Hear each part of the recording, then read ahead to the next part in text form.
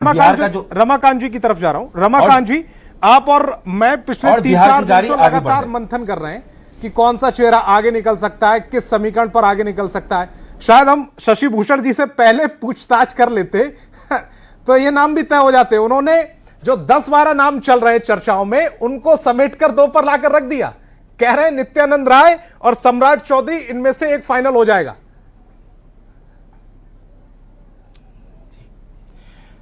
शायद इतनी जानकारी तो प्रीति जी को भी नहीं थी। जी हाँ, ये हो सकता है संतोष जी कि इनका अनुमान हो, लेकिन हम अभी नाम पर इसलिए नहीं जा सकते हैं कि पीएम नरेंद्र मोदी जी और अमित शाह जी के रहते कोई नाम इस तरह से ले ले, यह संभव किसी के लिए भी नहीं है। लेकिन हम ये कहना चाहेंगे कि आज जो 2-3 स्थितियां देखी गई है, जो कि उनके पास सम्राट चौधरी जी के पास जदयू के नेता ललन सिंह और संजय झा पहुंचे, फिर बीजेपी के दल सनिया जी और संजय सौरागी पहुंचे, और फिर राज्यपाल जी के यहाँ से उनके प्रधान सेक्रेटरी वहां पहुंचे, तो ये स्थितियां कुछ इशारा करती हैं कि शायद सम्राट चौधरी अभी रेस में आगे हैं। लेकिन मेरा एक बात कहना यह है कि भाजपा का केंद्रीय नेतृत्व अगर आगामी चुनाव के लिए अगर वोट का कैचमेंट एरिया लवकुश मान चुका है, तो सम्राट चौधरी से बड़ा कोई विकल्प नहीं है।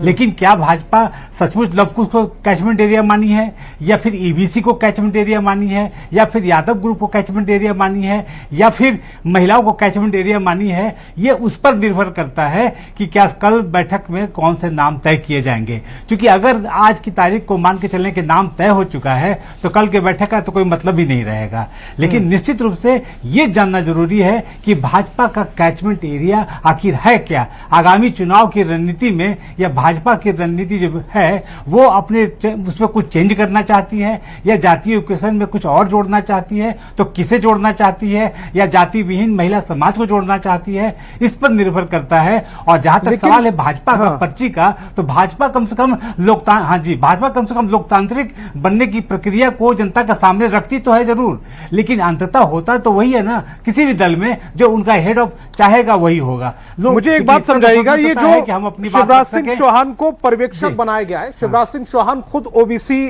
जाति से आते हैं, ओबीसी जाति का अगर पर्यवेक्षक बनाया गया है, तो कुछ लोग ये मान रहे हैं कि ओबीसी मुख्यमंत्री नहीं होगा, या तो वो सवर्ण की तरफ जाएंगे या फिर दलित की तरफ जाएंगे। अब चूंकि कल अंबेडकर जयंती है, तो क्या संभावनाएं हैं कि दलित मुख्यमंत्री की तरफ जाएं?